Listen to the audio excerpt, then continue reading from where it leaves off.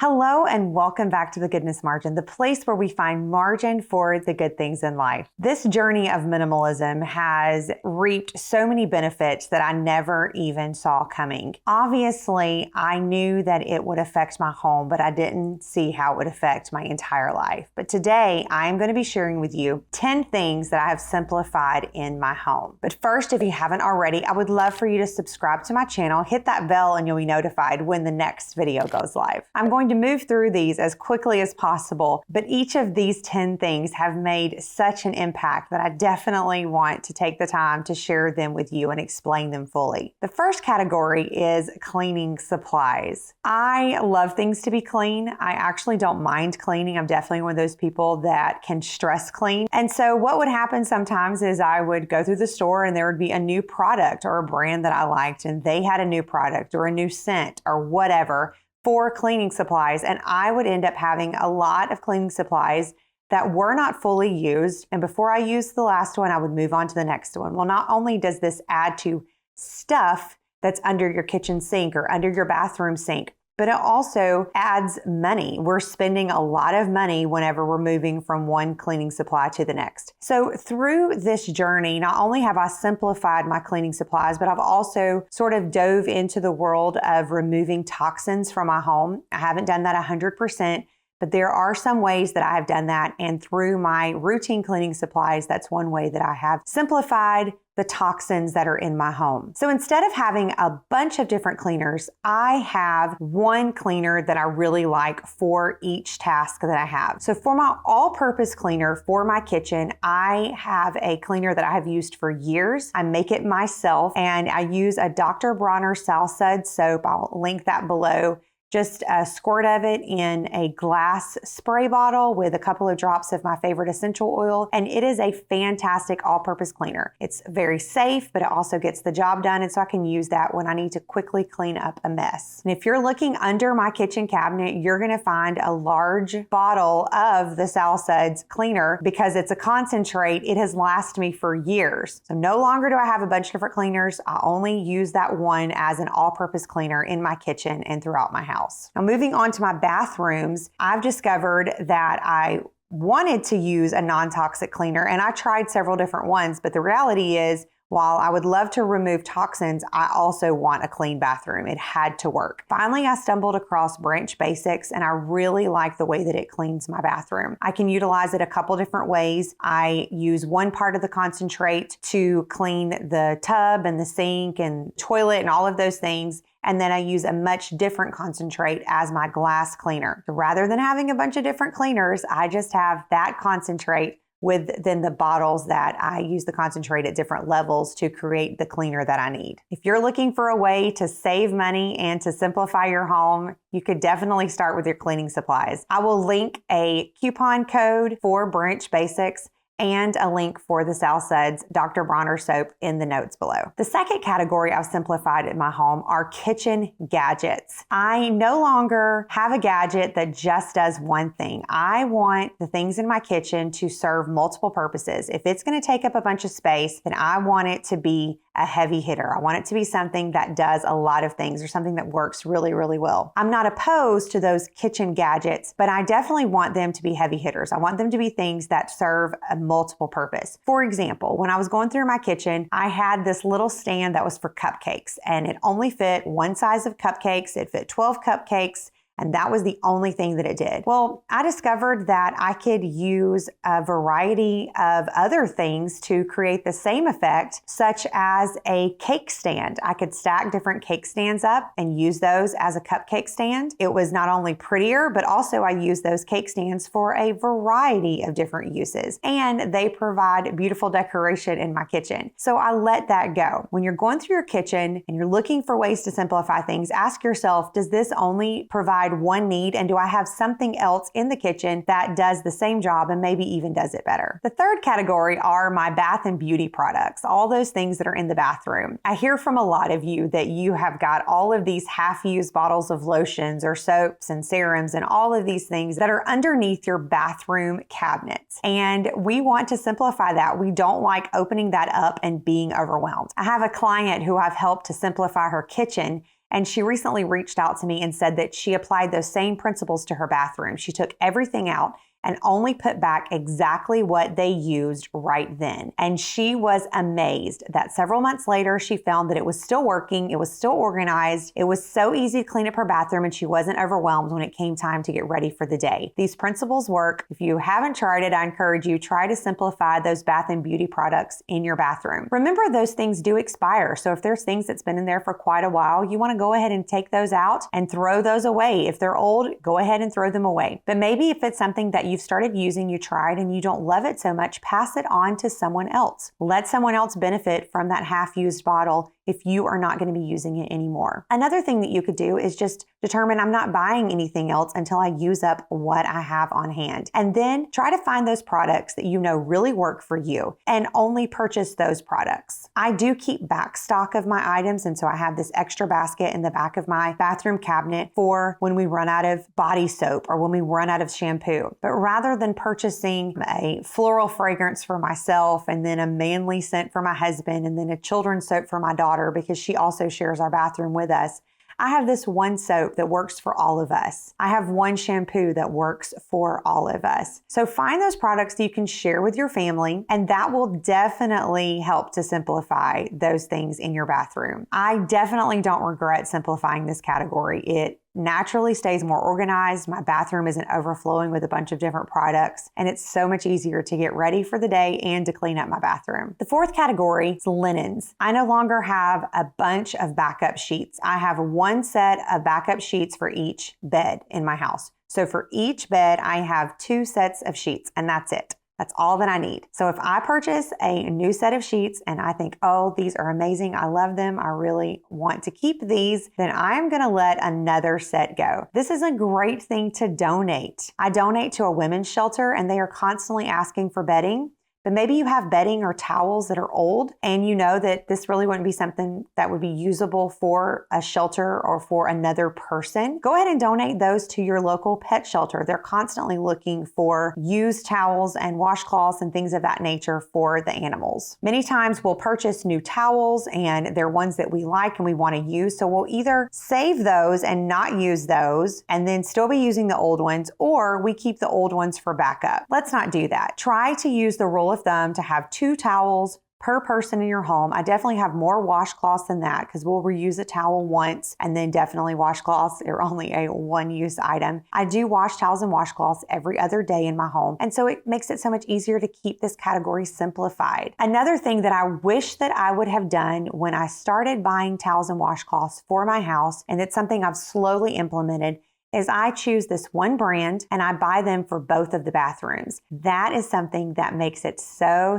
much easier when it's time to wash your things and put them away. Another aspect to linens are those extra bedding pieces or those extra throw blankets. I try to limit those as well. What are our favorite ones that we definitely want to use, and what are the most that we'll ever need? So think about what's the maximum that you're going to need and stick with that. The 5th category that's been simplified is seasonal decor. I love to decorate for the different seasons. I go big for Christmas, and while I have drastically limited what I decorate with for Christmas, I still have several bins of Christmas items. I've minimized it down to what I love and what feels good in my home. And then for fall, I also really love to decorate for fall. We're here in Georgia, and fall is a pretty big season for us. It's a long season. I do have one box of seasonal decor for fall. For all of those other seasons, rather than decorating all over the house for those different seasons, I would rather choose this one place in my kitchen or this one place in my home that I want to give a touch for that season. I've really minimized these items, and all of the other decorations are kept in one bin. And what happens is when I go to decorate for the next season, I will look at what's in that bin. This recently happened for Easter, and I realized that I didn't want to use some of the items that were in there. And so that is a big sign to me to let those items go. So while I still decorate for every season, pretty much most seasons and holidays, I have definitely minimized that and simplified it in my home. The 6th category is toys. Toys is actually the category that I really started this minimalism journey with. While compared to other people, my kids may not have had a million toys, it was too much for me. It was too much for my home, and really it was too much for them. This is one of those categories that I have found that I constantly have to check over And I have taught my children this. My 8-year-old amazes me. She was one of those that I thought, well, maybe she's going to end up being what I've heard is a maximalist rather than a minimalist, because she loved all of her stuff. And sometimes it was a lot to try to get her to part with something, even though I knew it was too much for her space. But even at 8 years old, she has realized how much that she enjoys her room staying tidy, how much she enjoys it being easy for her to tidy her room. And a couple of weeks ago, she came to me and said, Mom, here's a basket of stuff I want to donate. I don't play with these things anymore. And if I get rid of stuff in my room, it makes it easier for me to keep it clean. At 8 years old, she has figured that out.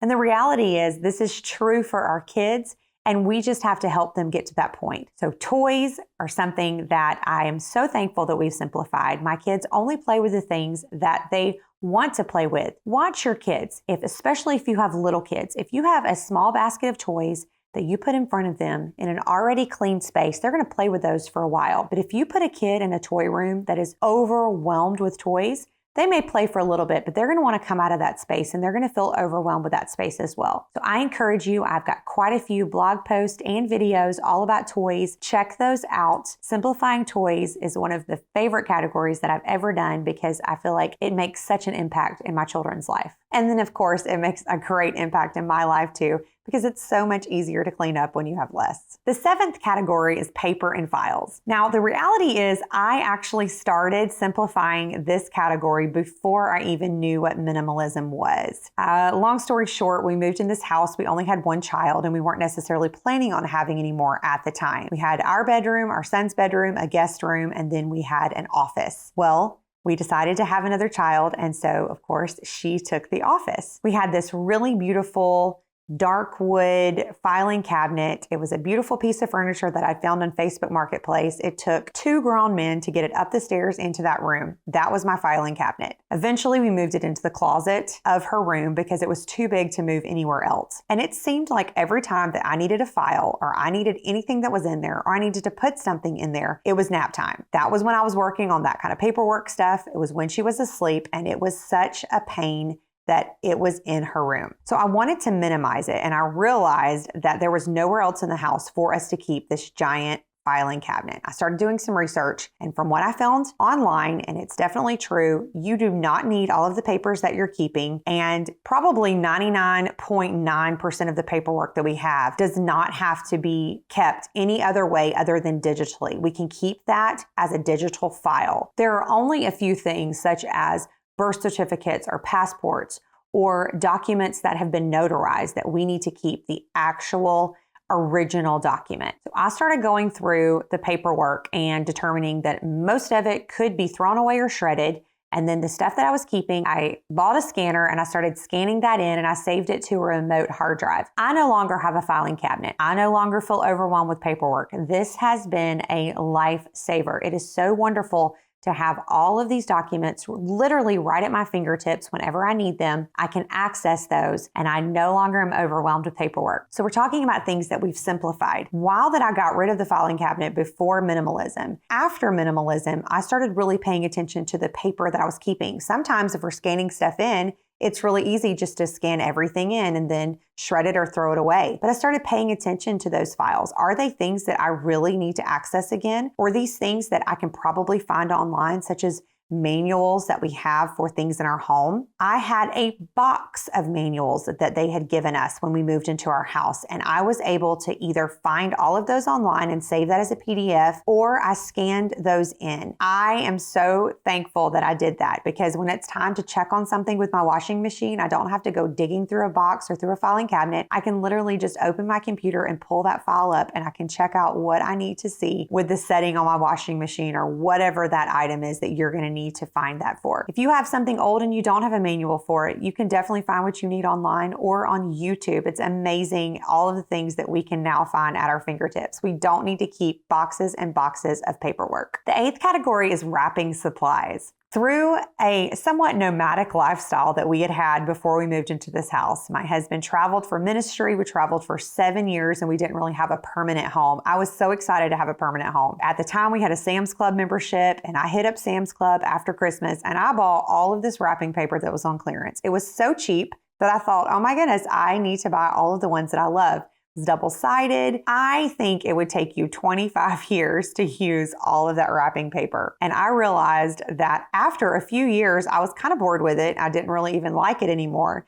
Thankfully, I had some family members that were happy to take it off my hands, so I passed it on to them. And now I have really simplified my wrapping paper that I use, and I love it so much. For myself, I just use some brown butcher paper, and then I will decorate my gifts with different ribbon or with other things. It's amazing how simple it is, how classy it is, how beautiful it is, and how little space that it takes up. I also will go on Amazon and I'll purchase a pack of gift bags, or you can go to Hobby Lobby and find those on sale. It's great quality. It's a great price.